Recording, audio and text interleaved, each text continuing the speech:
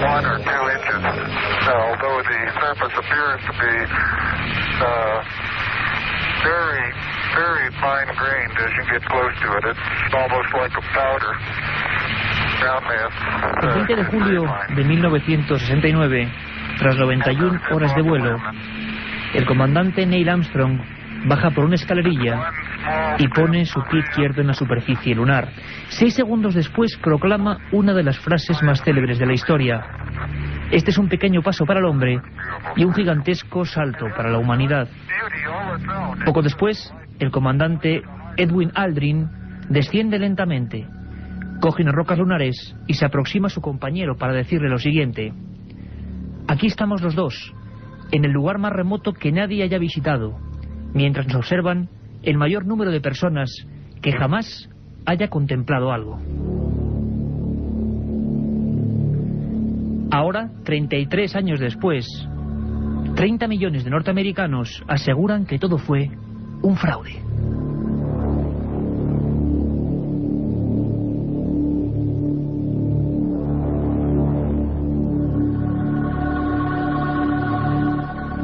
Buenas noches, Milenio 3, os habla Iker Jiménez, son las 10:33 y hemos pasado de la euforia del carrusel en equipo a una penumbra que invade el estudio 1 de la cadena SER.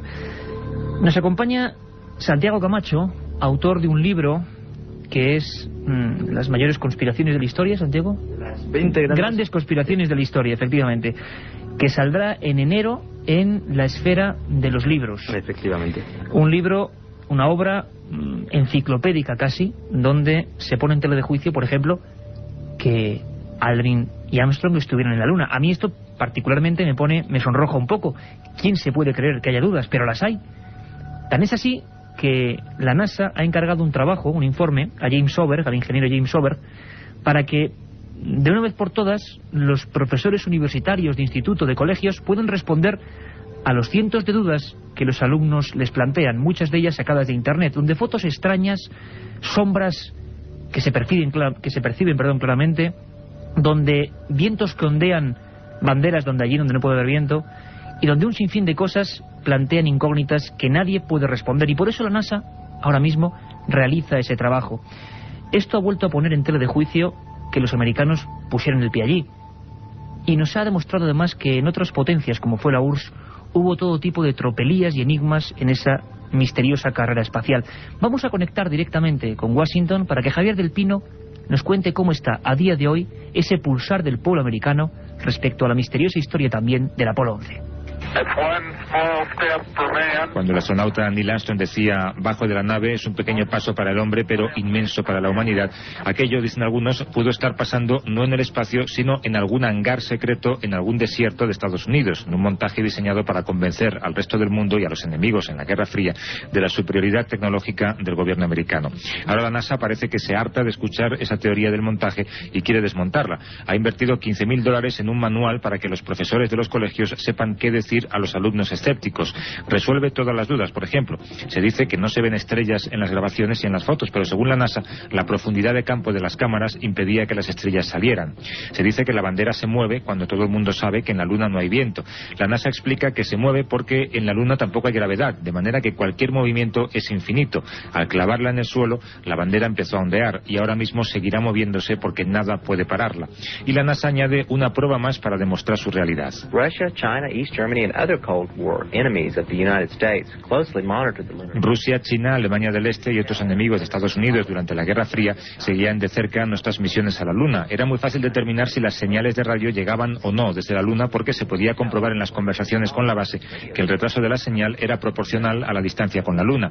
Si algo, lo más mínimo, hubiera levantado sospechas, esos países rápidamente lo habrían desvelado y habrían hecho saber al mundo que Estados Unidos estaba poniendo en marcha un montaje. Sin embargo, ninguno de ellos puso nunca en duda aquel logro de la NASA. Es muy convincente que hasta tus enemigos reconozcan tus méritos. Un detalle más, hace poco tiempo el productor de un programa de televisión que pretende demostrar que el aterrizaje en la Luna es mentira, se encontró en un hotel de Los Ángeles con Buzz Aldrin, uno de los 3 astronautas de aquella primera misión. Sacó una Biblia y le dijo: júreme usted sobre esta Biblia que ha estado en la Luna y ha pisado ese suelo. Y Buzz Aldrin levantó la mano, cerró el puño y le tumbó de un puñetazo. La otra realidad. Milenio 3, en la cadena SER. Aparte de gozosos, dolorosos, gloriosos, los misterios de la Iglesia son sorprendentes e inexplicables. La periodista Carmen Porter te ayuda a desvelarlos en Misterios de la Iglesia, una obra que saca a la luz los episodios más impactantes del fenómeno religioso. Exorcismos, apariciones, cuerpos incorruptos, estigmas. Misterios de la Iglesia, de Carmen Porter, publicado por Editorial Edad. La otra realidad. Fenómenos extraños. Misterios sin resolver. Milenio 3. En la SER. Eso nos contaba Javier del Pino, y aquí estamos todo un equipo: Katia Rocha, Carmen Porter, Carlos Barroso, este que os habla Iker Jiménez, y por supuesto a los mandos, nunca mejor dicho, de esta nave que va hacia el espacio del ignoto, Javier Rodríguez. Santiago Camacho, autor de este magnífico libro sobre las grandes conspiraciones de la historia. ¿Es cierto que ha surgido, como nos contaba Javier del Pino, en Estados Unidos toda una generación apoyada por Internet de apoloescépticos? Pues no solo toda una generación, sino que las cifras con las que cuenta la propia NASA, que siempre en las encuestas uno tiende a ser benevolente consigo mismo, hablan de 30 millones de estadounidenses que no se creen que el hombre haya llegado jamás a la Luna. Claro, estamos hablando de 30 millones, hay países que tienen bastante menos habitantes. ¿Por qué sucede esto? Efectivamente, Internet ahora mismo, en cualquier gran buscador, haces una búsqueda poniendo las palabras moonfake, fraude, Luna, y aparece un tropel de más de 400.000 páginas dedicadas a este tema. De hecho, si metemos Moon Landing, aterrizaje en la Luna, el número asciende solamente a 490.000, de las cuales casi las otras 400.000 son las que dicen que es un fraude. Con lo cual, efectivamente, hay una completa cultura dentro de Internet que cree que esto es falso. Una generación completamente nueva, que también, apoyada o cabalgando en la libertad de información de Internet, a veces tan compleja, pues cree firmemente, y por eso la NASA intenta adoctrinar o mostrar las pruebas a los profesores. Milenio 3 ha hablado con una de las personas, quizá la que más puede saber de este asunto en España, desde el punto de vista oficial, y es que Luis Ruiz de Gopegui era ni más ni menos, en el año del alunizaje, el jefe de programas espaciales de la NASA en España y el director de seguimiento de naves tripuladas desde Fresnedillas, o sea, la persona clave de la NASA en España. Y nos contaba esto en torno a las personas que son apoloescépticas. Yo creo que discutir la llegada del hombre a la Luna es una cosa disparatada. La llegada del hombre a la Luna fue un acto público. Lo vieron no por la televisión, sino por una especie de radares que son los que siguen las naves espaciales. Uno de ellos estaba en Fresnedillas, donde estábamos todos nosotros, y esos radares detectan la posición, la velocidad, la aceleración, todo con respecto a la nave. Y no solamente los poseen la NASA, sino que los soviéticos también los tenían, y también seguían las naves americanas, como los americanos seguían las naves rusas. Aparte de esto, había otros radares de este tipo en Alemania, en Inglaterra, y por tanto todos aquellos instrumentos detectaron perfectamente que la nave Apolo 11, por ejemplo, entró en órbita de la Tierra y salió luego hacia la Luna, llegó a la Luna y al cabo de unas horas, de 22 horas, regresó hacia la Tierra. El que dice, basándose en un simple detalle de una sombra, que aquello fue falso, tendría primero que decir por qué en aquellos años los soviéticos, los ingleses, los alemanes o los que fueran no denunciaron que había sido falso. Y tendría que decir también, si la nave no fue a la Luna, ¿dónde estuvo? Porque si, como dicen, las escenas se rodaron en el desierto de Nevada, la nave se la hubiera visto dirigirse hacia el desierto de Nevada y no hacia la Luna. Nos hablaba el director de programas de la NASA en España, que casi emocionado recordaba aquel momento. Un momento que era muy complicado y muy concreto, en una guerra fría, brutal, en la que Estados Unidos y la extinta Unión Soviética se atenazaban del gaznate prácticamente, ¿Cómo en ese momento, Santiago? Era un momento en el que la propaganda lo era prácticamente todo. Se ha hablado muchas veces, por ejemplo, de por qué los rusos, si hubo un fraude, no lo denunciaron. De hecho, hay una cosa que nos ilustra la importancia de la propaganda, y es que los rusos hicieron sus propios fraudes.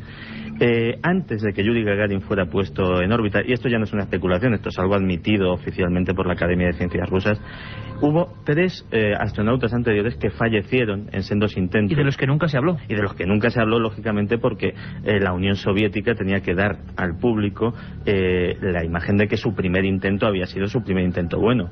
Hace muy poco también recibimos la noticia de que la propia Academia de Ciencias Rusas admitía que la historia de la perrita Laika no había sido tan romántica como se nos había vendido, y que el pobre animal, en vez de estar semanas dando valiosos datos para la investigación espacial, murió apenas unas horitas después de... Según parece, Santi, de un infarto, y encima asfixiada y al parecer muerta por el propio pánico que tenía en aquel primer Sputnik. Javier Gregory es el especialista en astronáutica de la cadena SER, autor del libro Astronautas, que precisamente sorteamos hoy 2 libros maravillosos. El primero que ha habido sobre este tema en España, de Editorial Martínez Roca. Sorteamos 2 ejemplares entre quienes nos escribáis a milenio3@cadenaser.com, milenio3@cadenaser.com. Y Gregory, como os digo, nos hablaba con una anécdota sencilla y clara de cómo estaba el asunto a nivel de guerra prácticamente, y lo importante que era llegar cuanto antes a la Luna. Hablamos de esto porque los que no creen que el hombre ha estado en la Luna se aprovechan de ese caldo de cultivo para decir que Estados Unidos tenía que llegar a toda costa. Vamos a escuchar a Javier Gregory. De hecho, los soviéticos intentaron hacer una jugarreta, ¿no? Unos días antes lanzaron una sonda espacial y de repente los americanos oyen voces desde una órbita cercana a la Luna y dicen, bueno, pues ya hemos perdido. La primera es, ya hemos perdido, estamos recibiendo voces, además por medidas telemétricas que vienen desde la Luna, no vienen desde Júpiter, vienen desde la Luna, vienen desde ese punto. Y ya están hablando en ruso, ya nos han ganado. Y luego alguien en Cabo Cañaveral se dio cuenta, bueno, pero estas voces son raras, son como metálicas, tal. Entonces estuvieron investigando a nivel de análisis de la voz, y eran voces grabadas, y era una cassette. Era una cassette de los soviéticos intentando dar gato por liebre a los Estados Unidos. Historias que se conocen muy poco. Historias como las que contamos cada día en Milenio 3, de 3 a 4 de la madrugada, dentro de 4 horas aproximadamente, en esta segunda edición. Carmen Porter, ¿qué tenemos así de menú rápido para esta segunda edición de Milenio 3? Buenas noches, Iker. Contactaremos con Badajoz para hablar sobre las nuevas investigaciones en torno a los 3.000 cuerpos momificados y emparedados que aparecieron en 1979 en la torre de la iglesia de Llerena. También volveremos a contactar con Ceuta, igual que la semana pasada, porque allí siguen ocurriendo hechos insólitos, esta vez en una residencia de estudiantes. No sabemos muy bien si se trata de una broma o si ha podido de verdad pasar fenómenos poltergeist. Antonio Martín, compañero de la cadena SER en Ceuta, nos contará qué está sucediendo. Bueno, estos tan solo son 2 noticias muy concretas, muy escuetas, porque habrá libros, viajes a la historia perdida, un montón de historias alucinantes, apasionantes, que tienen una nueva cita de 3 a 4, ya lo sabéis, es la segunda parte de Milenio 3. Y ahora continuamos con el misterio.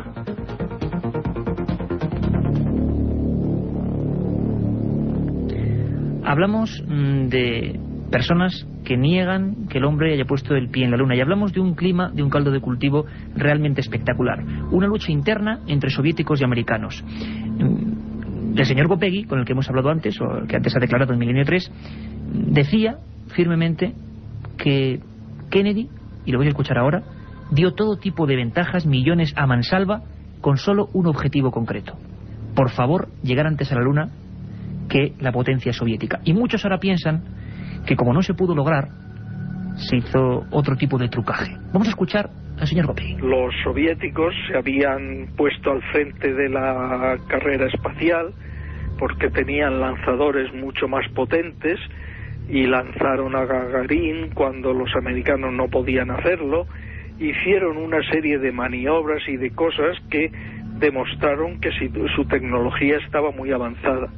Entonces Kennedy lanzó el reto y le dijo a la NASA: pedidme todo el dinero que necesitéis, que os lo daré, pero tenemos que ganar a los rusos, a los soviéticos, y tenemos que llegar a la Luna antes que ellos. Era una carrera, de millones de kilómetros hacia nuestro satélite, y donde se jugaba Kennedy y los soviéticos muchas bazas. La propaganda, como decía Santiago Camacho. Y nos lo decía Luis Ruiz de Gopegui, jefe de programas espaciales de la NASA en aquella época. Han pasado 33 años y ahora hay varios argumentos por el que los apoloescépticos, esta nueva generación entre la que hay ingenieros, personas que trabajaron para la NASA, ¿verdad, Santiago?, argumentan en varios bloques, en varias ideas concretas que nos gustaría reseñar para toda la audiencia de Milenio 3, ¿por qué no llegamos a la Luna? Hay una que habla de la fuerza del motor. Santiago Camacho. Sí, efectivamente. De hecho, además, esto lo propugna Bill Kaysing, que trabajó en Rocketdyne, que fue la empresa que diseñó precisamente los motores que llevaban tanto el módulo lunar como los cohetes Apolo. O sea, una persona que estaba en la propia empresa. Sí, y que de hecho vio las pruebas preliminares de esos cohetes y que decía que la fuerza motriz que desarrollaban esos motores, los gases de expulsión salían a tal velocidad que fácilmente podían arrancar rocas de toneladas de peso del sitio en el que estaban y proyectarlas, ¿no? Pues bien, curiosamente en las fotografías que vemos de los módulos lunares, vemos que sobre el polvo lunar, que es muy finito, tiene la consistencia de harina, no hay la menor huella ni de un cráter, ni de la presencia de ninguna fuerza, de ningún tipo que haya levantado polvo. Tanto es así que en algunas fotografías muy cercanas que hay de las patas del módulo lunar, vemos que estas parecen no ya limpias, sino casi recién pulidas, sin una mota de polvo en ellas, cosa que si nos imaginamos un motor de ese calibre desarrollado a toda su potencia para que el módulo lunar tenga un aterrizaje suave, pues habría levantado una tremenda polvareda que hubiese dejado no ya las patas del módulo, sino todo ello cubierto de polvo, y hubiese dejado un apreciable cráter debajo del módulo. Pero tanto es así que incluso hay quien ha señalado que en una de las fotografías no solo no hay el cráter, sino que debajo del módulo lunar, en un sitio donde nadie estuvo en ningún momento, se ve hasta una pisada. ¿De quién era esa pisada? Hay quien con humor ha dicho que era del tramoyista que pasaba por allí y que no dio tiempo a quitarla. Es que la teoría de que todo se hizo en un lugar concreto, en una especie de gigantesco simulador, cobra bastante fuerza. Nos parece increíble, y lo sé como periodistas, que esto ocurra, pero es el debate que está habiendo en Estados Unidos, y por eso la NASA, a día de hoy, en noviembre del año 2002, destina una partida de dólares para hacer ese manual, y que por fin los profesores, que debían ser los más angustiados por las preguntas de los alumnos, puedan responder. Por ejemplo, yo hablaba con Javier Gregory y me contaba que eso me sorprendió, que la bandera era una plancha metálica, pero comprobando toda la noche de hoy las fotografías de la Luna, no, es una tela que está ondeándose en el viento. Sí, la bandera es, no sé si es de tela o de una sustancia plástica, pero desde luego es flexible y está sujeta sobre un bastidor que, lógicamente, para que no se caiga, ya que en teoría no hay viento, pues tiene una barrita de metal arriba, pues para mantenerla un poquito rígida. El problema es que por abajo está suelta, tan suelta como que en varias filmaciones se ve perfectamente que oscila, que se mueve, cosa que es absolutamente imposible que suceda. La NASA, inocentemente, como hemos oído hace un rato, dice que esto se debe a que la menor gravedad de la Luna provoca un efecto de movimiento continuo. Si esto fuese realmente así, si no hubiese gravedad y el movimiento fuese continuo, el primer salto que hubiese pegado un astronauta lo hubiese mandado de vuelta a la Tierra, cosa que evidentemente no sucedió. Las cosas en la Luna, si se les aplica una fuerza, se mueven hasta que dejan de moverse más despacio que en la Tierra, pero exactamente igual. Un tema, como verán, con fisuras, con temas inquietantes, con detalles que hacen pensar.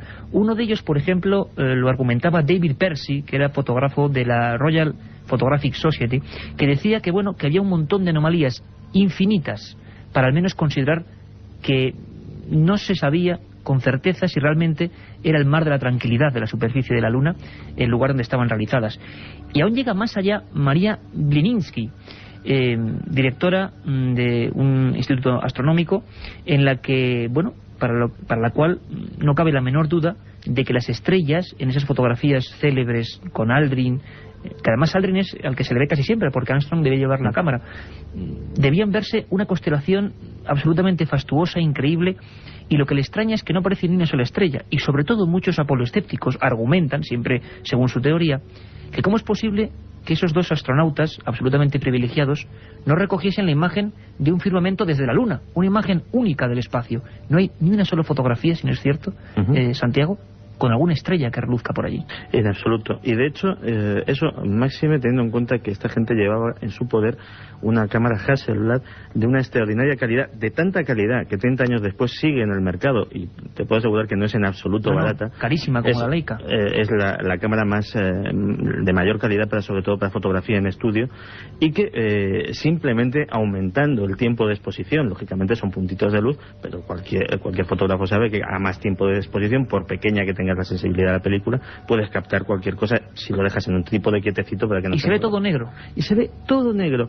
Nadie tuvo la menor curiosidad de hacer una fotografía de ese firmamento único, de esa ocasión excepcional de plasmar un firmamento extraterrestre. Se fotografió prácticamente todo. Los astronautas se hicieron fotos a mansalva. El módulo lo hemos visto desde todos los lugares. El cochecito aquel que llevaban, lo mismo. Pero a nadie se le ocurrió filmar un espectáculo que debía ser sobrecogedor, pensémoslo. Pensemos en esa noche que todos hemos pasado en algún sitio de montaña y hemos mirado extasiados un cielo repleto de estrellas. Ahora imaginemos eso multiplicado por 10, por 20. Pues a nadie se le ocurrió. A nadie se le ocurrió ni una sola fotografía de la visión del cosmos, de las estrellas desde la Luna, y eso evidentemente genera inquietud y en algunos casos desapego a las teorías oficiales. Vamos a escuchar ahora a Javier Gregory, que es una persona evidentemente científica, periodista científico, rotundamente escéptico, pero que nos confiesa una cosa, algo que le ocurrió a él personalmente en los archivos de la NASA. Algo que le pasó cuando estaba revisando las fotografías. Le dejaron un permiso especial y se encontró, escuchen bien, fotografías de los astronautas y había focos en el espacio, focos de luz. Vamos a escucharle. De repente, una de las que me dan, están los dos astronautas recogiendo muestras lunares, no recuerdo qué misión era, y yo viéndola y tal, pues veo que en el fondo se ven unos focos y lo que parece ser un plató, ¿no? Entonces dije, bueno, ¿y esta fotografía? Entonces el señor del archivo me dice, claro, es que hay fotografías que son las que ahora se pueden estar utilizando en Internet. Claro, los astronautas tienen simuladores en tierra. O sea, tú no puedes irte a la Luna si no has simulado en tierra, en una especie de plató, las condiciones que te vas a encontrar allí. La otra realidad. Milenio 3. En la cadena SER. Primer día, llegada al hotel y alojamiento. Segundo día, ruinas de Petra y pistas de Nazca. Tercero, Sábana Santa de Turín, pirámides de Egipto. Ninguna agencia te ofrece un viaje como este, lleno de misterio y aventuras. Solo Iker Jiménez te lleva a las fronteras de lo imposible. Un viaje de 150.000 kilómetros que recorre el lado más enigmático y sorprendente de la historia. Fronteras de lo imposible, de Iker Jiménez, publicado por Editorial Edad. La otra realidad. Fenómenos extraños. Misterios sin resolver. Milenio 3. En la SER. 10:55 de la noche. Sabéis que hay una segunda edición de 3 a 4 y un mail, un lugar para vuestras peticiones, sugerencias, comentarios, que es milenio3@cadenaser.com, milenio3@cadenaser.com, donde además entraréis en el sorteo de ese libro sobre astronautas. Astronautas que se fotografían, como decíamos, como jugando, y no fotografían cosas aparentemente básicas, o que pudieran demostrar, según algunos, que realmente se estuvo allí. Pero hay sombras de la duda, nunca mejor dicho, en esas fotos, ¿verdad, Santiago? Hay sombras realmente, efectivamente, de la duda, y multitud de extrañas anomalías fotográficamente casi inexplicables. Lo más curioso de esas sombras es que pensemos, por ejemplo, en una arboleda, en una arboleda de aquí, de la Tierra, de las que vemos todos los días iluminadas por el sol. Si nos fijamos en las sombras, vemos que todas las sombras, lógicamente, apuntan en la misma dirección, pues porque la luz se propaga en línea recta, el sol está muy lejos, y lógicamente pues todas las sombras tienen que ir en paralelo. Curiosamente, en las fotografías de la Luna hay sombras que no van en paralelo. De repente hay objetos muy cercanos entre sí, que de repente uno proyecta la sombra hacia un determinado sitio y otro proyecta su sombra pues a 10, 15, 30 grados incluso más desviada. ¿Cómo se explica esto? Solo hay una explicación. La única explicación es que se ha utilizado para hacer esa fotografía un foco de luz artificial que está cercano y lógicamente provoca que los objetos, las sombras, pues diverjan entre sí. El problema es que no llevaron ni un solo foco para hacer las fotografías. El módulo lunar no estaba dotado de luz. O sea, todo eso está documentado por la propia NASA y por tanto esa anomalía de las sombras, por ejemplo, también ha quedado inexplicada. Nosotros, Santiago, en Milenio 3, como periodistas que somos, ni abogamos por una cosa ni por la otra. En todo caso, seremos abogados del diablo casi siempre de todo. pero la verdad es que los datos son sorprendentes. Javier Gregory se encontró con unas fotos de un simulador. Cuesta creer que haya un simulador en el que se simule la Luna, ¿no? En un momento en que era tan perentoria la necesidad de llegar, como hablábamos antes de las partidas presupuestarias de Kennedy, que se hiciera una simulación. Si es cierto, ese simulador, Santiago, ¿dónde está? Se ha abierto, se ha visto al público. Esas fotografías con focos.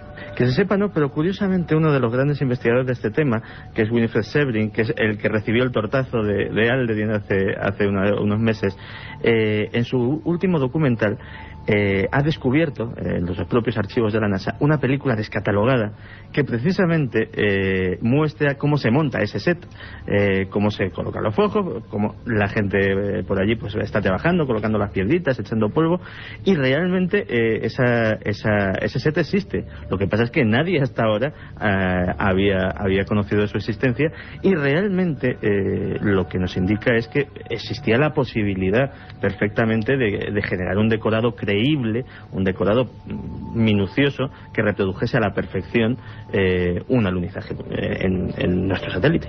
Bueno, uno de los grandes misterios, el tema da para muchísimo más, seguiremos hablando de él de 3 a 4. Santiago Camacho, mucha suerte con ese libro sobre las 20 grandes conspiraciones de la historia, que haya muchísima suerte, que la habrá, porque son temas apasionantes, y simplemente deciros que el 12 de abril del 2001, es el día del astronauta en la Unión Soviética, en Rusia hoy en día. Y se, digamos, rinden honores a Yuri Gagarin, aquel primer hombre que, como decíamos, fue enviado a la órbita espacial. Ahora, en el 2001, el 12 de abril, ese mismo día, las agencias soviéticas, Pravda en concreto, el periódico cabecera del sistema de información ruso, decía que en 1957, 58 y 59 hubo 3 astronautas muertos, reventados por la descompresión. No sabemos ni quiénes son, ni nunca se ha hablado de ellos. También lo que antes comentaba Santiago Camacho, que la perrita Laika, que según los partes oficiales dio información concreta durante semanas de su estado, también murió de pánico a las 7 horas y de asfixia, de miedo por estar en aquella bola llamada Sputnik 1. Se desmantela la Unión Soviética y parece empieza una cuenta atrás de todos sus secretos. Para muchos, para los apoloescépticos, esta cuenta atrás va a comenzar dentro de poco para los propios Estados Unidos. Y quizás un día sepamos, como está ocurriendo en Rusia, cosas que ignoramos por completo. Buenas noches. Liftoff. We have a liftoff. 32 minutes past the hour. Liftoff on Apollo 11. Roger, we got a roll from Tower clear. Roger, roll.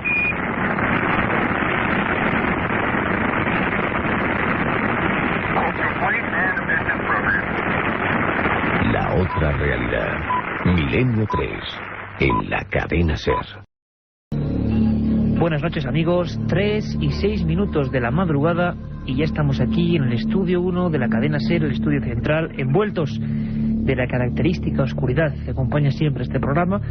Oscuridad de sosiego, de escepticismo a veces, de contemplación de las cosas, y como símbolo de que estamos adentrándonos en lo más profundo de lo desconocido, de lo que se desconoce. Yo no me canso de repetirlo a todos los amigos cada día más que siguen Milenio 3. Somos un programa que aborda lo desconocido, no solo lo fenomenológicamente paranormal, como dicen muchos. Los fenómenos paranormales son solo una parte de las cosas que nos interesan, pero hay mucho más. Si la semana pasada hablábamos de un caso truculento, como era la evisceración del torero José Tomás Reina Rincón, que además incluía en esa autopsia y en su propio misterio un sinfín de incógnitas que lo relacionaban con los ladrones de órganos, ladrones de vida, esta edición de este domingo, la primera de 10:30 a 11 de Milenio 3, ha sido tremenda. Hemos hablado de los misterios también del Apolo 11, algo que no es paranormal, sino que entra dentro de las llamadas conspiraciones. Ha sido tal el impacto de la gente al escucharlo que podemos decir que creo que este es el programa número 32 de Milenio 3 y no ha habido nunca una respuesta a nivel de mails enviados a milenio3@cadenaser.com tan fuerte como la de esta noche. No sé qué ha pasado de 10:30 a 11, pero todos habéis sacado conclusiones. Luego las leeremos con Carmen Porter. Conclusiones, muchos a favor, otros en contra, de si estuvimos o no en la Luna. Ha sido un tema que ha tocado el fondo de mucha gente y que seguiremos tratando. Tan es así que hemos fichado al señor Santiago Camacho, autor de ese libro, para que semana a semana nos vaya desgranando conspiraciones, viejas y nuevas conspiraciones de la historia. Así que, realmente reconfortados por vuestra respuesta, comenzamos toda una hora de misterio, de leyendas, de viajes, de personajes, de noticias, a partir de ahora. Y lo hacemos en la mejor compañía, en la vuestra, por supuesto, y con Carmen Porter, Carlos Barroso y Katia Rocha, que os habla Iker Jiménez, y como no, con el lujo que supone tener a don Antonio Bravo a los mandos de esta nave de misterio y de palabras. Y si hablábamos más o menos del futuro, de la tecnología, del llegar a la Luna, de cómo ahora mismo Internet nos permitía saber cosas que quizá 33 años nos ocultaron, vamos a viajar ahora al pasado. Sé que os gusta, y además mucho, los viejos enigmas y misterios que no nos contaron bien de nuestra propia tierra. Y hay uno que a mí me llamaba la atención hace mucho tiempo, y por eso he llamado a un bravo y buen corresponsal, don Andrés Herrera, que está ya escuchándonos en Badajoz. En el año 79 la historia era la siguiente, y escuchad por favor muy atentos, porque creo que nunca se ha hablado de esto en la radio española, desde hace por lo menos 23 años. En el año 79, en ese verano, se descubre un hallazgo macabro. En la torre de una iglesia de un pueblo, además, tocado por la varita de la Inquisición, como era Llerena, en Badajoz, se descubren 3.000 cuerpos, muchos de ellos momificados, en extrañas posturas. Se montó un follón tremendo, y al final ahora han acabado de ser enterrados de una forma para algunos extraña, casi para quitarse del medio ese misterio. Las preguntas insidiosas de algunos investigadores, como es el caso de Andrés Herrera, han reabierto el asunto, han reabierto el caso. Queremos saber y queremos preguntar a la gente qué hacían esos 3.000 cuerpos en la torre, en el torreón de una iglesia. Tenemos un montón de preguntas por hacer. Así que 23 años después, algunas autoridades, digamos, provenientes de la universidad, algunos profesores, han decidido empezar a escribir dossiers y empezar a preguntar cosas que habían quedado aparentemente sin respuesta. 3.000 cuerpos, para muchos torturados, para otros emparedados, para otros momificados, rastros de una tragedia tremenda. Y no ocurre en la Luna, no ocurre en Marte, no ocurre en otros lugares lejanos, sino que ocurre en Badajoz, muy cerquita de aquí. Y para eso tenemos a Andrés Herrera, nuestro corresponsal en Badajoz, ya dispuesto. Buenas noches, Andrés Herrera. Buenas noches, Iker, y buenas noches a todos. La verdad es que el misterio tiene su miga, porque si no fallan nuestros datos, en 1979, una prospección de la torre de la iglesia descubrió ni más ni menos que 3.000 cuerpos, algunos en situación un tanto enigmática. Cuéntanos un poco, Andrés, haznos, digamos, la fotografía, que estoy seguro que la gente no la conoce, de lo que se descubrió en esa torre de la iglesia. Bien, mira, te hago un breve repaso de lo que es la historia de estos 3.000 esqueletos encontrados en la iglesia. De hecho, el secreto se descubrió en principio en el año 1964, donde se hicieron unas primeras investigaciones, pero las cuales no llegó a la luz pública y se mantuvieron en secreto. Fue ya en el año 1979, y a raíz de unas obras que se estaban realizando en la iglesia, cuando se descubrió la importante cantidad de esqueletos que había en el interior, y se dio a conocer a toda la opinión pública delante de televisión, cámaras, periodistas de medio mundo. Pero lo más impactante de todo el tema fue las imágenes recabadas por el fotógrafo del periódico Hoy, Alfonso, que dieron la vuelta al mundo, dadas las posturas y los gestos y las expresiones tan terroríficas que tenían estos cadáveres. ¿Cuáles eran esos gestos, Andrés? ¿Qué ocurría? ¿Qué tenían de anormal? Bueno, pues lo que más llamó la atención de todos los presentes en aquella ocasión fue las posturas, algunas en cuclillas, otros de rodillas, muchos de pie, y además con unas expresiones y unos gestos que denotaban sufrimiento, horror.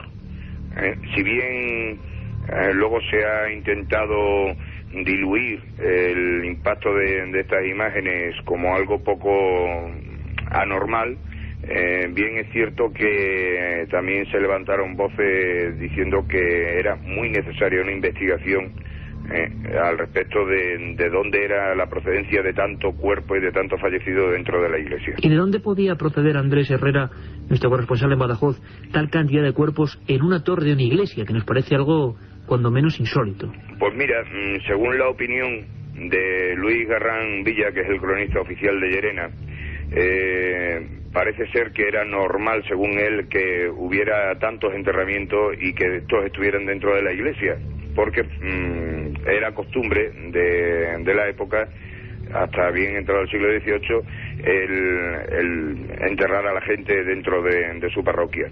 Sin embargo, hay que tener en cuenta que Llerena, aunque era una ciudad en aquel entonces, y estamos hablando de los siglos XV, XVI, XVII, era incluso sede del Tribunal de la Inquisición en la zona. No es de recibo que tantos esqueletos se acumularan en la misma parroquia, porque Llerena no era una población con suficiente entidad como para tener tantos fallecimientos. El hecho de que se haya estado ocultando la existencia de estos esqueletos desde hace ya casi 200 años, ya que en el siglo XVIII se hicieron algunas obras de reforma. La escalera que daba a esa torre se cegó y se construyó una nueva, y se dejaron los esqueletos donde estaban. También es cierto que había un pequeño apartado, un pequeño cuarto, donde se encontraban los cadáveres más impactantes, y esto no corresponde a un enterramiento normal, ya que estas personas parece ser que murieron de pie o en posturas totalmente ilógicas a la hora de una simple fosa común.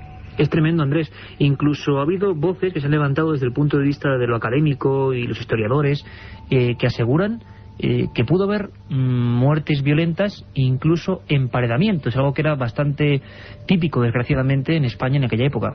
Sí, de hecho, bueno, el catedrático Julio Fernández Nieva de la Universidad de aquí de Extremadura, que es doctorando de Historia Eclesiástica, insiste de forma bastante contundente en que había demasiadas muertes, había muchas guerras cerca de Llerena, persecuciones como las que se produjeron en el cercano Portugal, y claro, él insiste de manera contumaz en el detalle de que no se puede echar un tupido velo, como han pretendido desde algunos sectores que pretenden que, bueno, como de hecho ya los cadáveres se han enterrado cristianamente, en parte en una fosa común y parte en una cripta que hay en la misma iglesia, pues quieren ya echarle tierra al asunto. Había cadáveres, Andrés, momificados, se habían momificado, e incluso, según parece, de todo tipo de condición, mujeres, niños, todo tipo de personas. Sí, bueno, de hecho, otra de las cosas que llama poderosamente la atención, yo tengo delante algunas de las impactantes fotos que es increíble, se ven mujeres, se ven hombres, están de pie, en la parte de los torsos superiores, debido al paso del tiempo y la postura erguida que tenía, han caído al suelo y se mantienen en pie solamente las piernas. Están perfectamente momificados y sujetos pegados a la pared. Algunos aparecen recostados, otros semiacuclillados, pero lo que sí se observa es las posturas de las manos y demás, que aunque algunos científicos han atribuido al proceso de momificación, sí es cierto que eso puede ocurrir en 3 o 4, pero no en tantos esqueletos a la vez. Y más teniendo en cuenta de que estos enterramientos se han ido produciendo a lo largo del tiempo, o sea, no han sido todos de golpe. Con lo cual da indicio de que se podía estar utilizando esa iglesia pues para eso, para encubrir asesinatos, encubrir persecuciones, etcétera. Una historia realmente macabra, parte de la historia negra y desconocida de nuestro país, y en Llerena, al parecer, investigadores quieren reabrir el asunto. Estamos con ellos para al menos conocer algo que parece que quieren que pase de soslayo. Don Andrés Herrera, muchísimas gracias por darnos la última información de este asunto, esta pincelada sobre los sucesos de Llerena, una historia que sigue gritando, ¿no?, en esas formas macabras de las momias. Y cualquier nueva noticia, cualquier nueva investigación, pues ya sabes que estos son tus micrófonos. Pues muchísimas gracias y un saludo a todos vosotros. Hasta la próxima. La otra realidad. Milenio 3. En la cadena SER. Primer día, llegada al hotel y alojamiento. Segundo día, ruinas de Petra y pistas de Nazca. Tercero, Sábana Santa de Turín, pirámides de Egipto. Ninguna agencia te ofrece un viaje como este, lleno de misterio y aventuras. Solo Iker Jiménez te lleva a las fronteras de lo imposible. Un viaje de 150.000 kilómetros que recorre el lado más enigmático y sorprendente de la historia. Fronteras de lo imposible, de Iker Jiménez, publicado por Editorial Edad. La otra realidad. Milenio 3. En la cadena SER. Tremendo, ¿verdad? La historia de las momias de Llerena. Seguro que muchos no lo sabíais. Yo, desde luego, lo sabía hace algún tiempo, pero sabía muy poquito. Y me quedo francamente intrigado cada vez que hablo con uno de nuestros corresponsales. Las noticias están aquí cerca, no hace falta irse muy lejos. Tan cerca como para comprender que nuestra propia historia ha sido riquísima en acontecimientos extraños. Incluso hay cosas extrañas en piezas, en obras de arte, por ejemplo, que nunca nos parecerían eso, extrañas. Nacho Ares, el director de la revista de arqueología, sabéis que es nuestro particular investigador del pasado. En esa sección que sé que os encanta, que ha calado también en todos vosotros, es la historia perdida. Y os aseguro que lo que hoy nos va a contar Nacho esta noche es espectacular. Es referente, no es arqueología, es un poquito más cercano a nosotros, perdón. Y es de un cuadro que estoy seguro que todos, por lo menos los madrileños, hemos visto. Un cuadro muy concreto, un cuadro lleno de enigmas. No os perdéis a Nacho y su historia perdida.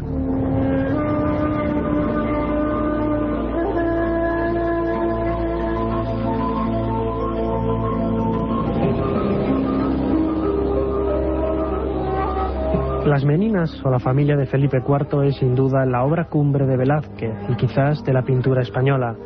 Este es posiblemente uno de los pocos argumentos en que coinciden la gran mayoría de críticos.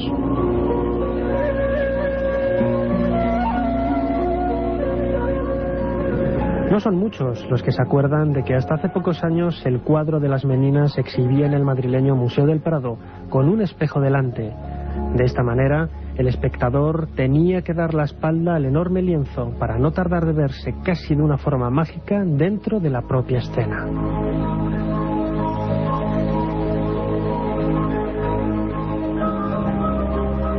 Nadie sabe hasta qué punto, pero el cuadro es una complejísima estructura pictórica, humana y mágica, que en sí misma define el lado más insólito de nuestro pintor más universal.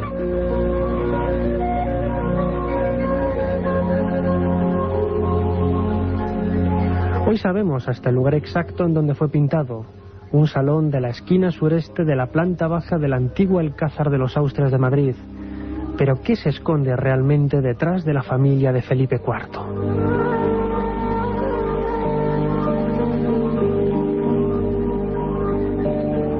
Algunos críticos parecen haber dado con la clave mágica de este espectacular cuadro.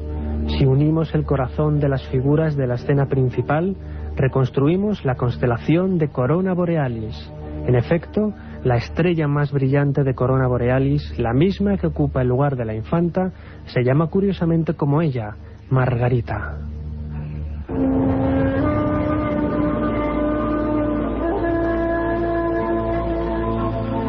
Por otra parte, si unimos las cabezas de los personajes del cuadro, incluyendo la del perro, obtenemos el símbolo de Capricornio, cuyo círculo encierra y protege la representación de los reyes en el espejo del fondo del salón.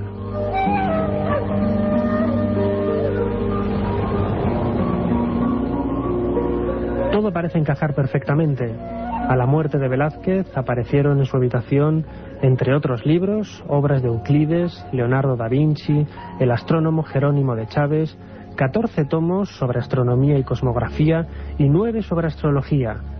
Si a esto sumamos los 5 telescopios, nadie se sorprenderá de que las Meninas escondan tras de sí un complicado horóscopo.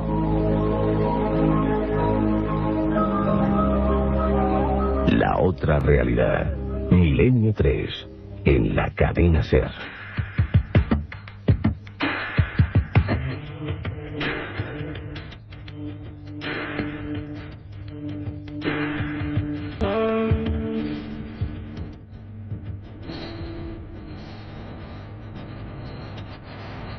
Maravilloso, ¿verdad? Nacho Ares, director de la revista de arqueología, un lujo para este programa, hablando de un cuadro enigmático, Las Meninas.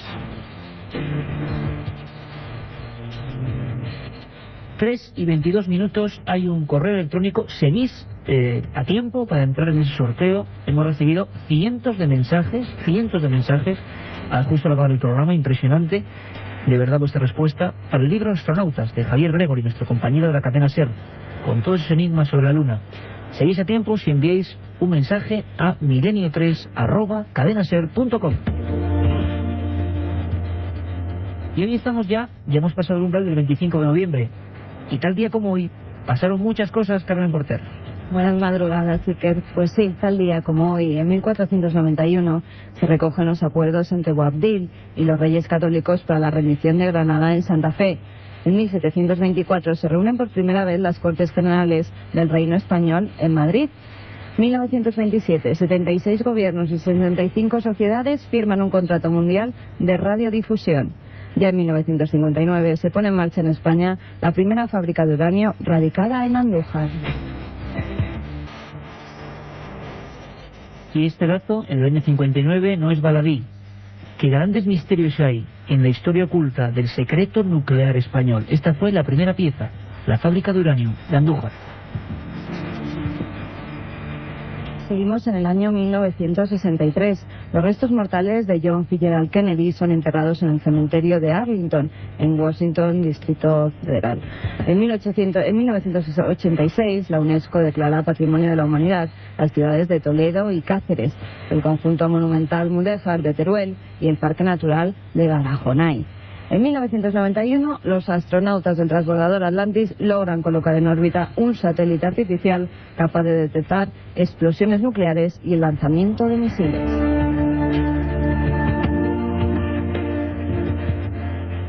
En 1996, el dramaturgo Antonio Buero Vallejo es galardonado con el Premio Nacional de las Letras Españolas. Y hace apenas un año, en el 2001, la empresa de investigación genética estadounidense ACT anuncia que ha clonado el primer embrión humano para la obtención de células madre con fines terapéuticos. Además, Iker, tal día como hoy, nacieron el dramaturgo y poeta español Félix López de Vega y Ángelo Giuseppe Roncalli, más conocido como el Papa Juan XXIII.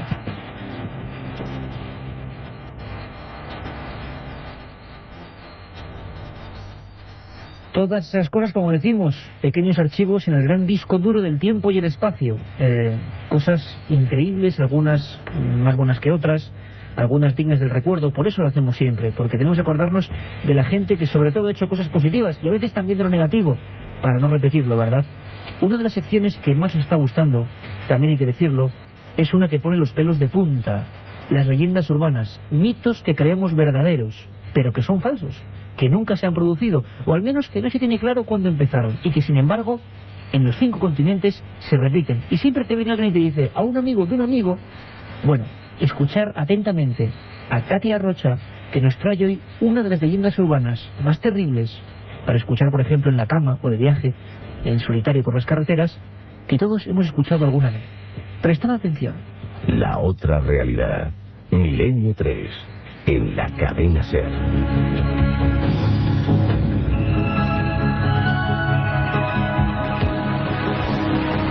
No serías el primero que se ríe al conocer esta historia que lleva circulando por el mundo desde hace varias décadas. Muchos antes que tú se han burlado, pero otros aseguran que quienes no han hecho caso de la advertencia y han aceptado el desafío han cargado con una maldición terrible. ¿Quién es Verónica? O mejor dicho, ¿quién era? Se trataba de una chica de 14 años que, estando en el pueblo con sus amigos, hizo espiritismo en una casa abandonada. Todos sabemos que es algo tremendamente peligroso y que jamás debe tomarse como un juego. Ella no siguió las reglas de los fantasmas. Se burló durante toda la invocación y una silla que había en la habitación cobró vida y la golpeó mortalmente en la cabeza. Sin embargo, Verónica aún no descansa en paz. Su espíritu está condenado y vaga buscando venganza entre aquellos que no saben respetar el más allá.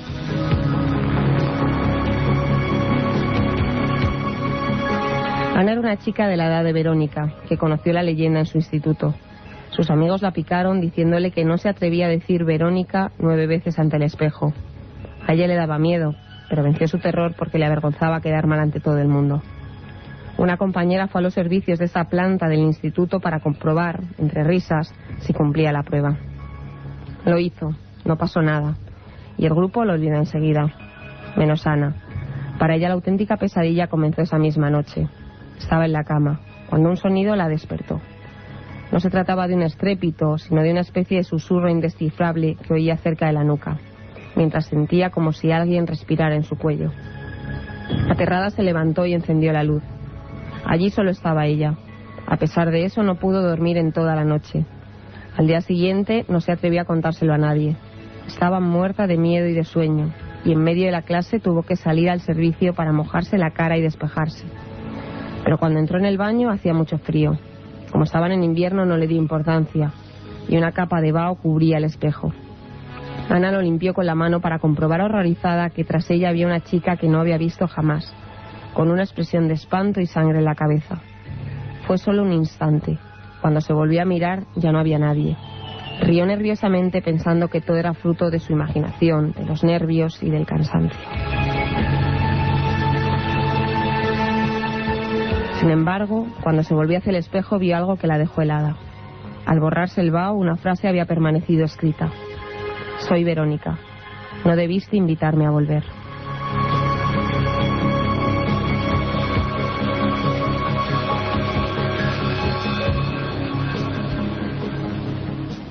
Katia Rocha y sus leyendas urbanas. Todo el mundo lo hemos escuchado, ¿verdad? La verdad es que ahondando en ellas podemos discernir lo que es cierto de lo que no, pero son historias, mitos modernos que ya pertenecen a nuestro propio planeta, al ser humano, a nuestra propia conciencia. Y llegada esta hora, sabéis que lo hacemos siempre, son las 3:29 de esta madrugada única e inolvidable del 25 de noviembre del 2002, vamos a hacer un ejercicio que consideramos sano, que es abrir la puerta de nuestra vieja biblioteca. La biblioteca de Milenio 3.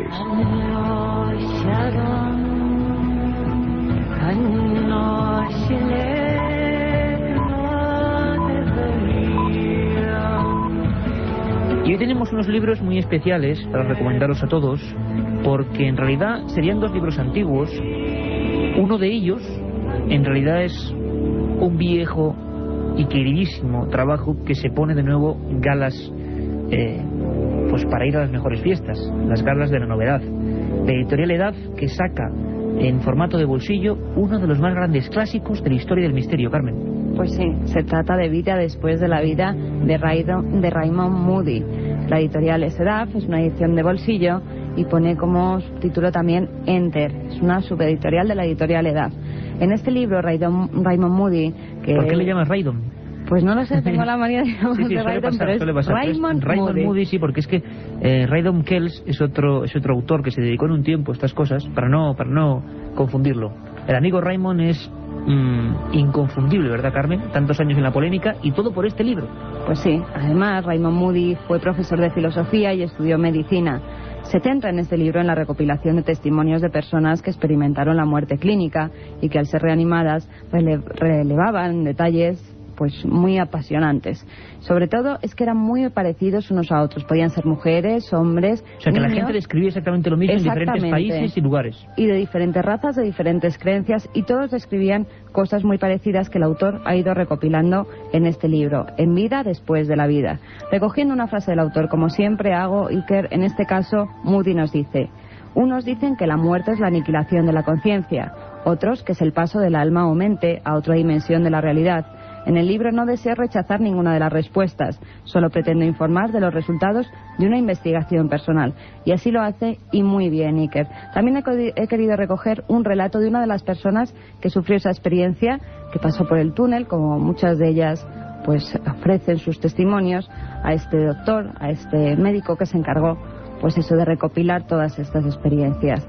Uno de ellos, un chico, dice: sabía que me estaba muriendo, estaba fuera de mi cuerpo, no me cabía la menor duda, pues podía verlo en la mesa de operaciones. Todo ello me hizo saber al principio que me sintiera muy mal, pero entonces vino esa luz brillante. Desde ese momento me sentí muy bien, seguro y amado. Además, Carmen, un libro que creo que ha vendido la friolera de más de 10 millones de ejemplares. Sí, en estos 20 años que lleva ya publicado Iker. Y otra vez, lo hemos dicho anteriormente, vuelve a ser novedad y vuelve a estar en la palestra de nuestras librerías. ¿Título? Vida después de la vida, y autor Raymond Moody. Ahí está. Y si Carmen Porter nos traía esa crítica de un libro clásico, vamos a hacerlo con otro de los que no tuvieron suerte. Un libro que yo quiero mucho, lo tengo en mi vieja biblioteca, en nuestra biblioteca de Milenio 3. Lo tengo en el lugar de honor. La portada, sin duda alguna, es una de las más horribles y además tiene mucho que ver con lo que luego vamos a hablar. Acordaros de esto. La portada, para que os hagáis una idea, es un médico con unos guantes de látex rojizos y está cogiendo una criatura que es humana, verde, con un ojo en la cabeza, pero en la parte superior del cráneo un único ojo, y sería un cíclope. Un cíclope que sigue siendo un enigma para la ciencia, nacido en México, y que provocó un estado de pánico tremendo entre las madres mexicanas en aquel año de 1967. Lo editaba a Gráficas Espejo, año 67, tenía 234 páginas, y su autor era un hombre enigmático del que un día hablaremos. Se llamaba Fernando Sesma. Fernando Sesma Manzano, el primer personaje que en España dijo estar contactado, siempre según sus palabras, por extraterrestres, y que empezó a publicar la primera sección periodística de estos temas en España.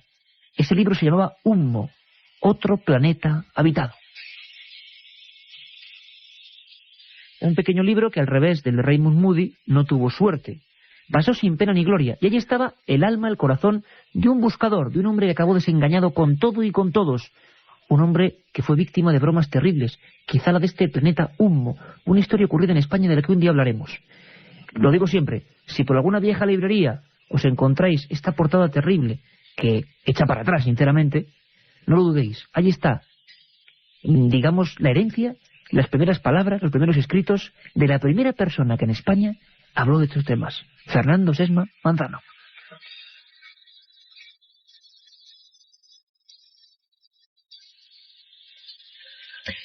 Y yo os decía que esta portada, en Milenio 3 nada es casualidad, a veces sí, pero creemos más en la causalidad que en la casualidad. Y esta portada reflejaba una imagen terrible, ¿verdad? Una imagen que asusta hoy en día, la de un cíclope, seres que existen. Pues bien, imaginaros cómo sería esto hace unos 5 siglos.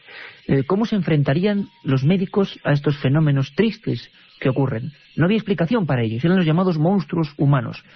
Hay tratados, y yo me he metido un poco en esta historia, y ahora a estas horas sobrecoge un poco, pero se puede contar, en los que la Inquisición española, italiana y francesa quemó y mutiló a niños con malformaciones. No malformaciones, digámoslo así, relativamente habituales, sino por ejemplo los cíclopes, además de un color verde y con tan solo 2 dedos que parecían tenazas. Claro, esto era una viva expresión en aquella época del demonio, y eran condenados. Y hubo un hombre, un cirujano, que pasó la historia porque empezó él solo, con lo que conllevaba eso, a estudiar estos casos. Y la labor de este hombre es tan grande, tan genial, la de Ambroise Paré, este francés, que hemos decidido rescatarla, para que la conozcáis. Un hombre de ciencia que se sumergió en las profundidades de una ciencia maldita, la de los monstruos. Escuchad muy bien, es nuestro hereje de la semana.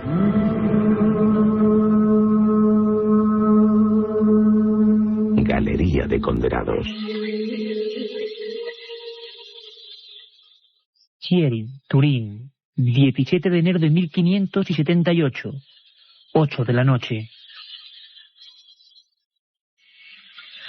Fue un parto difícil. La campesina tuvo una hemorragia brutal. A un lado de la cama alojaron al niño envuelto en la placenta, y cuyos rasgos se ocultaban por un ovillo de sangre. Al caer el agua de la palangana sobre él, un grito de horror se hizo unánime en la habitación. De la cabeza de aquel monstruo salían 5 cuernos parecidos a los de un carnero, colocados unos contra otros en la parte alta de la frente, y por detrás un largo fragmento de carne que colgaba sobre la espalda, a la manera de caperuzón para señoritas. Tenía alrededor del cuello una pieza doble colocada como camisa totalmente lisa, las puntas de los dedos semejantes a las garras y las rodillas en las corvas. Su pie y pierna derechos eran de un rojo vivísimo, y el cuerpo de un tono gris ahumado. La criatura lanzó un grito penetrante que espantó a los allí presentes, y los hizo abandonar la casa. Después se mandaron a varias personas y guardas en su busca, pero aquel ente ya no estaba, y jamás ha vuelto a ser visto. Esta terrible experiencia cambió la vida de Ambroise Paré, médico regio y primera autoridad mundial en el tratamiento de las heridas de bala. Él estaba allí, y dejó atrás su noble trayectoria para sumergirse en un mundo ignoto. Obsesionado por las causas del nacimiento de algunas criaturas misteriosas, condenadas a la hoguera en muchas aldeas de España, Italia y Francia, Ambroise Paré recorrió miles de kilómetros para presentarse con sus viejos cuadernos en todos aquellos lugares donde daban a luz supuestos monstruos inexplicables para la ciencia. Después de 12 largos años de trabajo de campo, escribió una obra cumbre prohibida durante décadas, Monstruos y prodigios, libro enciclopédico en el que terribles dibujos de niños de 3 cabezas, cíclopes de un solo ojo que llegaron a vivir durante días, o criaturas de 6 brazos y garras dignas de las alimañas, asomaban entre los pergaminos, demasiado fuerte para aquella época todavía oscurecida por las tinieblas de la incultura. Se cuenta que presentándose en determinados lugares, Paré salvó de las llamas de la Inquisición a centenares de estas criaturas, que eran acusadas sistemáticamente de demonios humanos. Se enfrentó 1000 veces a la poderosa Iglesia, culpándola de su desconocimiento, y convencido de que aquellos seres, que acababan muriendo en su mayoría con rapidez, tenían alma y debían ser siempre enterrados en suelo santo. Hasta el fin de sus días se querelló con la Facultad de Medicina de Francia, que se negaba rotundamente a estudiar a los llamados monstruos humanos, argumentando que analizarlos a fondo nos haría conocer más del propio ser humano, pero siempre fue silenciado. Nadie imaginaría que 3 siglos después, su viejo archivador repleto de cientos de fichas constituirían la base de trabajo de los científicos nuevos, que con aires renovadores llegarían viendo en aquel material algo imprescindible para el avance, un avance prodigioso, magnífico en biología, medicina y antropología. Intentando salvar a los condenados, él mismo acabó condenado por la propia polémica, hereje para la inmensa mayoría, denostado incluso por sus antiguos compañeros. Ambroise Paré, como todos los hombres de vanguardia, acabó siendo inmortal. Hoy nadie puede negar que aquel viejo cirujano había dado a luz una nueva ciencia.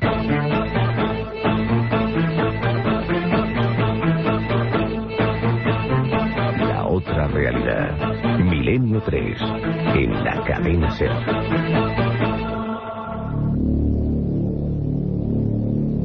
La historia de Ambrosio Paré, ¿verdad? Un personaje de los que permanecen desgraciadamente en el lado oscuro.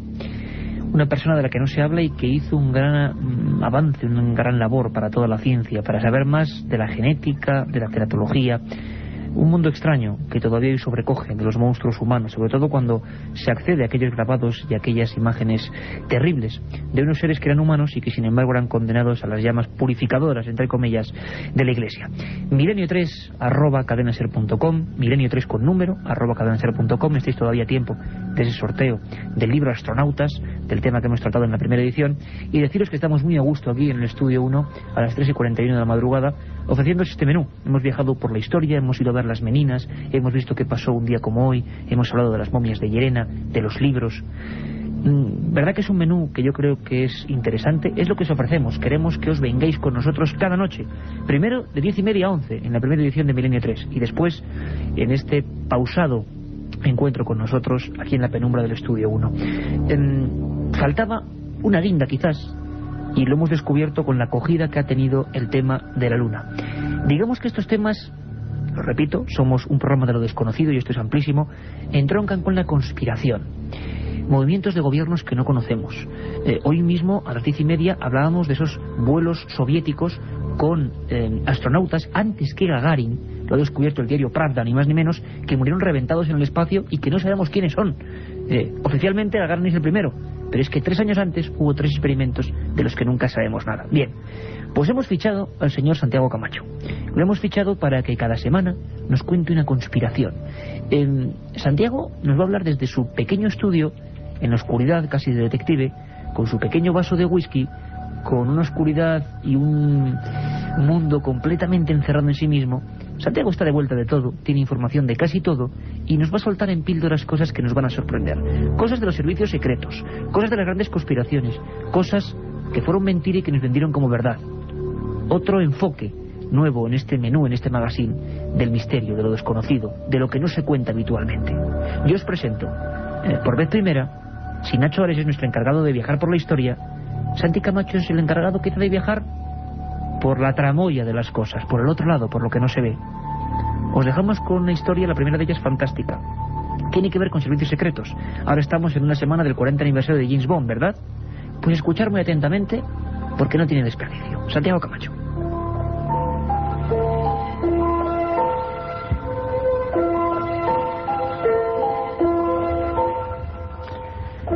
A la mayoría de nosotros nos fascina el mundo de los espías, con sus claves secretas, sus cachivaches exóticos, todo aquello que hemos visto en las célebres películas de James Bond. Sin embargo, hay ocasiones en que la impericia y la falta de profesionalidad de los servicios de inteligencia llegan a extremos que ningún ciudadano podría imaginar. Una de esas ocasiones la constituyen los reiterados intentos de la CIA en los años 60 para acabar con la vida de Fidel Castro.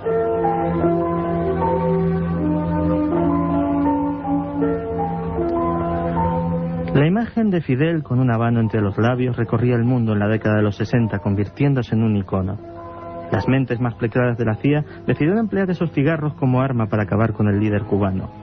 Así, se fabricaron sucesivamente cigarros envenenados, cigarros explosivos, cigarros cargados con alucinógenos, aparatos que nunca fueron empleados debido a la imposibilidad de llegar a poder de Fidel Castro.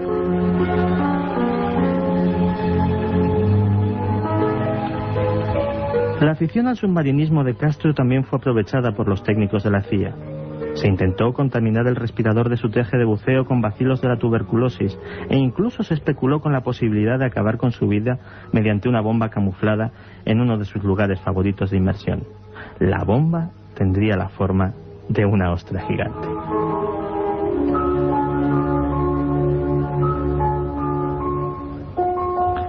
Mucho más imaginativa fue aún la iniciativa del general Edward Lansdale, que planteó ni más ni menos que aprovechar la devoción religiosa de los cubanos, simulando mediante hologramas y efectos especiales una aparición de la Virgen de la Caridad del Cobre en el malecón de La Habana. Por supuesto, la Virgen comunicaría a los atónitos fieles la necesidad de derrocar a su satánico líder.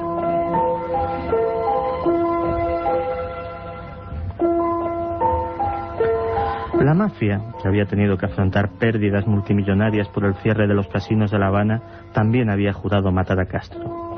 De hecho, en febrero de 1961, un sicario del sindicato estuvo a punto de triunfar donde la CIA había fracasado y en 2 ocasiones intentó envenenar a Castro, que solo se libró de la muerte, merced a su providencial buena suerte.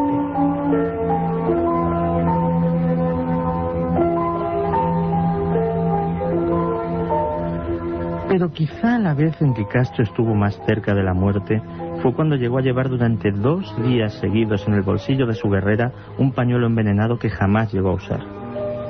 Curiosamente, todo esto sucedía al mismo tiempo que el presidente Kennedy establecía intensos contactos diplomáticos para normalizar las relaciones de Estados Unidos y Cuba. Hay quien dice que precisamente fueron esos contactos los que le costaron la vida.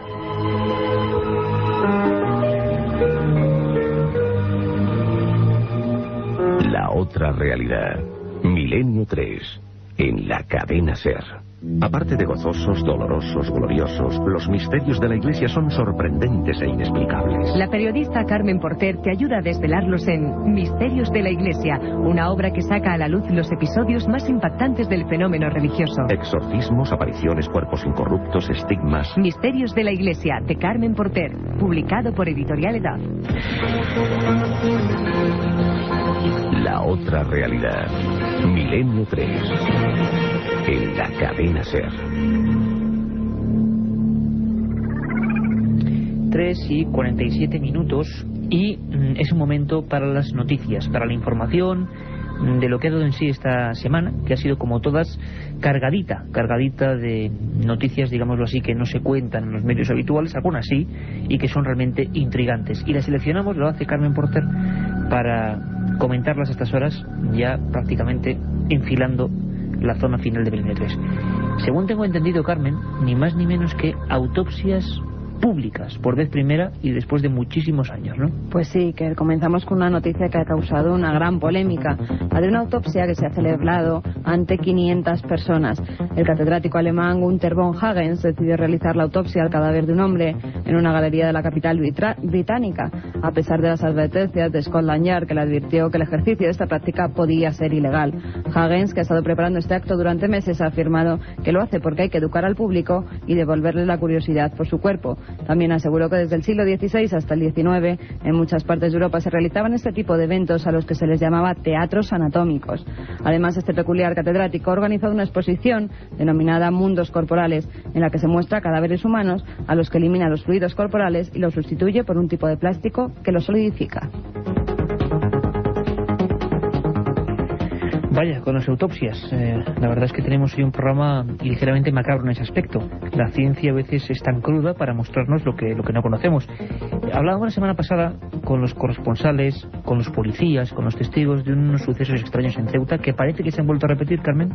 Pues sí, pero en este caso, como os acordaréis, la semana pasada os adelantábamos los fenómenos insólitos que se estaban produciendo en el tanatorio de la ciudad de Ceuta y en el que tuvo que intervenir la policía.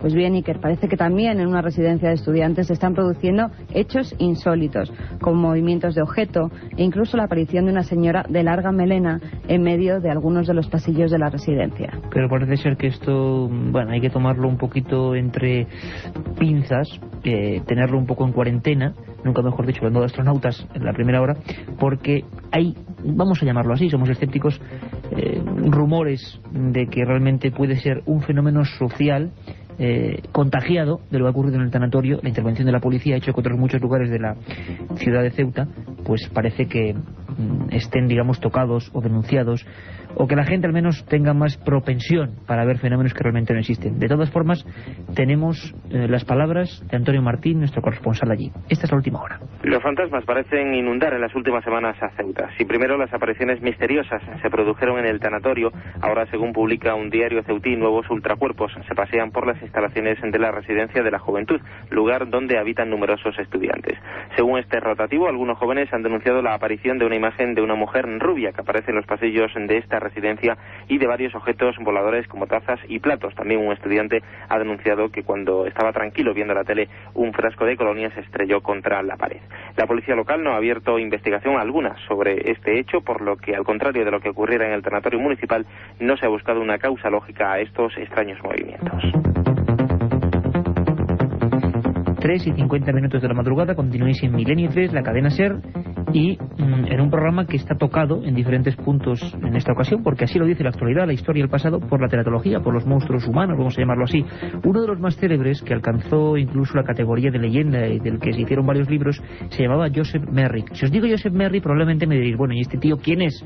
Si os digo el hombre elefante, es probable que recordéis su historia, su película y todo lo que ocurrió en torno a él. Una historia muy triste. Pues bien, parece que ahora mismo diversas investigaciones del Royal London Hospital anda tras los genes de esta persona, buscando el árbol genealógico de esta persona. Carmen Porter. Pues sí, durante más de un siglo los científicos han tratado de descubrir la misteriosa enfermedad que parecía a Joseph Merrick, más conocido, como bien has dicho, Iker, como el hombre elefante.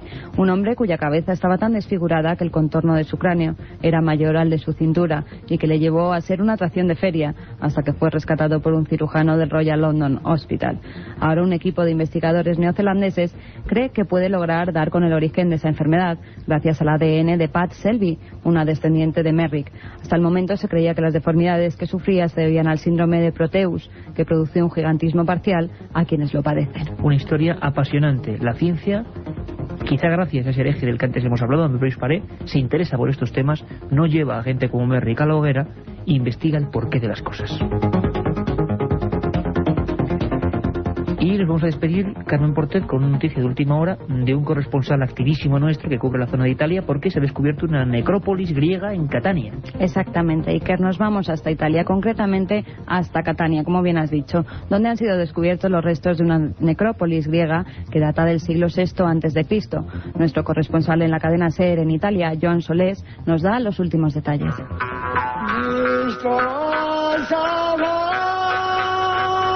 El cruce casi siempre cruento de civilizaciones en Sicilia, romana, germánica, bizantina, árabe o normanda, que dejó su huella musical como la que escuchamos, la gumbarda, scaccipensieri en italiano, rompe pensamientos literalmente, hace muy difícil la localización de nuevos restos del dominio griego en la isla. De ahí la sorpresa que ha causado la localización de una necrópolis griega del siglo VI a.C., de la época de la expansión helénica, en el subsuelo de la Universidad de Derecho de Catania. En ella se han localizado esqueletos ordenados uno al lado del otro, con las cabezas orientadas hacia levante y los pies hacia poniente, como era habitual en los entierros griegos. En la necrópolis los romanos construyeron varias salas que, descubiertas ahora más de 2000 años después, han aparecido con todo el lujo de la decoración de la época, porque estuvo protegida por una muralla que habían construido aquellos normandos que introdujeron en Sicilia el sonido y el canto del scacciapensieri. Hay que decirlo, siempre genial, Joan Soles de Italia, estas crónicas que nos prepara con documentos, pequeños reportajes realmente, en este caso sobre la actualidad arqueológica. Y nos vamos a marchar con los mails, con todo lo que significan vuestras llamadas, vuestras peticiones, sugerencias. Y Carmen, esta edición primera de Milenio 3 nos hemos visto desbordados. Pues sí, desbordados de mails, sobre todo por el tema que tratábamos. Llegó el hombre a la Luna, pisó el hombre este satélite, pues el 72% de los oyentes que nos han escrito creen que el hombre no llegó a la Luna. El 28% dice que sí, que puede ser que pisáramos el satélite. 72 dicen que no. 72 o sea, que les ha convencido el señor Santiago Camacho, y no les ha convencido quizá tanto el señor Rodrigo Pegui, que es el consejero y persona fuerte de la NASA en España, quizá tampoco Javier Gregory, que le ha puesto también una pica en Flandes hablando de esa fotografía que pudo encontrar, donde había focos y había luces. Se ha montado un follón tremendo con este tema. Nunca hemos recibido tantos mails como al acabar el programa de hoy en milenio3@cadenaser.com para entrar en el sorteo de los libros, y todo preguntándonos, y la gente posicionándose. 72 a favor y 28 en contra. 28 en contra. Significativo. Carmen. También hay que decir que tenemos un contestador automático donde nos pueden dejar los oyentes sus sugerencias, sus comentarios o los temas. Y que entran en el sorteo también. Exactamente, todos ellos, tanto la gente que nos escribe por medio postal, por mail o por lo que dejen en el contestador, que es el número 915324532. 915324532. Antes que nada voy a dar los ganadores de la semana pasada del libro Los Evangelios Apócrifos de Pierre Crepon, de la editorial EDAF, que sorteábamos, como ya he dicho, la semana anterior. Los ganadores son Sonia Béjar, Alberto Martínez, Eugenio Aranda Beltrán, Manuel Ares Tobarra y María González Peñas. Pues tenemos ahí 5 ganadores, 5 libros fantásticos de un tema que os aseguro que muy prontito, según lleguen las Navidades, por ejemplo, que os parece el Día de Reyes, porque sabíais, por cierto, que solo en los apócrifos aparece la estrella de Belén y cosas mucho más significativas que hemos adquirido para nuestra cultura. Pues bien, no aparece ningún texto sagrado, aparece solo en esos libros que fueron apartados sistemáticamente. Y ese es el libro que, como cada semana, sorteamos una pieza que creemos que os puede interesar: Los Evangelios Apócrifos, Pierre Crepon, 5 ganadores. Y vamos allá con las cartas de la magnífica audiencia que sigue este programa y que nos lo demuestra, y que, hay que decir, en días como hoy nos abruma. Pues sí, empezamos con uno que me ha sorprendido mucho porque tenemos oyentes muy jóvenes, y ahora verás por qué lo digo. A ver. Nos pregunta Juan Manuel, que es de Puerto Llano, que qué le podríamos comentar acerca del misterio que envuelve la Facultad de Derecho de Córdoba y qué le podríamos decir sobre las fosas marianas. Pero lo que me ha sorprendido es que dice que tanto mi señora como la niña que viene de camino, la mujer está embarazada y su niña ya nos escucha ahí en la tripilla, y como son oyentes, dice que los 3 son fieles oyentes de nuestro programa. Qué maravilla, qué maravilla. Nuevas generaciones de milenio treseros, podemos empezar a decir, ¿no? Facultad de Córdoba, bueno, un tema muy muy interesante. Tendremos aquí los protagonistas, hicieron psicofonías, encontraron enterramientos, y hablando de Córdoba, quiero deciros, seguiremos anunciándolo, pero quiero deciros que tanto Carmen Porter como yo, hablando ella de Misterios de la Iglesia, apasionante, su último libro, y yo del fenómeno ovni en España, vamos a estar en Córdoba, en una ciudad que nos va a acoger y que nos encanta. Será el día 20 de diciembre, lo repetiremos cuando estemos más cerca, pero para que lo vayáis tomando nota. 20 de diciembre, 8:30 de la tarde, día viernes 20 de diciembre, en la sede de la ONCE, en Córdoba, en la calle del doctor Ruiz, número 8. Sede de la ONCE, 8:30, 20 de diciembre, estaremos en Córdoba con todos vosotros, pero seguiremos dando la información. Carmen, más mails que llegaron a Milenio 3. Continuamos con los mails. Chris nos dice que es el Gévaudan de Francia, que era una bestia, un lobo. No, el Gévaudan es una zona de Francia. Lo que ocurre es que hubo una película, El Pacto de los Lobos, un poco fantasiosa, pero que hablaba de este tema. Es una extraña bestia, apareció en ese lugar, en esa región, se cargó un montón de gente y al final realmente reyes y soldados lo tuvieron realmente crudo para hacerle frente. Angis 4, ese es el nick que utiliza, dice que le gustaría que habláramos alguna vez, si es posible, del antiguo hospital de las 5 Llagas de Sevilla y de la supuesta monja que se pasea por los pasillos. ¿Qué hay de verdad en ello? ¿Y quién puede ser esa monja? Bueno, todo lo que es Sevilla, Andalucía, tenemos el mejor corresponsal de los corresponsales, que es don José Manuel García Bautista, nuestro hombre, que además el pobre hace poco ha tenido problemas porque recordáis que nos contaba la historia de aquel solar del que seguiremos hablando, Encantado. Bueno, ahora la gente criticaba por un lado, le lavaba por otro, pero es el trabajo de un buen corresponsal. Él ha sido el que ha sacado este tema de las 5 llagas, él ha sido el que lo ha propuesto y lo tendremos para que nos cuente todo. Y el último mail, Carmen. Pues Rodrigo y Saskia Cisneros, que nos hablan sobre Ecuador, porque ellos son de allí, dice que les gustaría que hiciéramos un programa dedicado a los misterios del universo, los agujeros negros, viajes en el tiempo, la teoría de la relatividad, y también que le encantan los ovnis, las civilizaciones perdidas y la vida de Jesús de Nazaret. Bueno, pues le encantan muchísimas cosas. Desde Ecuador, amigos ecuatorianos, gracias por seguirnos también. La vida de Jesús de Nazaret, pues bueno, os puedo decir que en fechas muy significativas de las fiestas que vienen dentro de un mes hablaremos del tema. El día 24 habrá un especial de Milenio 3 y lo vamos a dedicar con todo el equipo a los misterios de ese hombre, un hombre que cambió la historia y que se llamaba Jesús de Nazaret. Hay muchas cosas que no se han contado de él y que merecen la pena conocer. Este ha sido nuestro menú, todo este equipo, a los mandos técnicos don Antonio Bravo, Carmen Porter, Katia Rocha, Carlos Barroso y este que os habla, Iker Jiménez, simplemente, con la intención de haceros pasar 1 hora y media de otra información en la SER. Nos vemos dentro de 7 días. Un abrazo fuerte. La otra realidad. Milenio 3 en la cadena SER.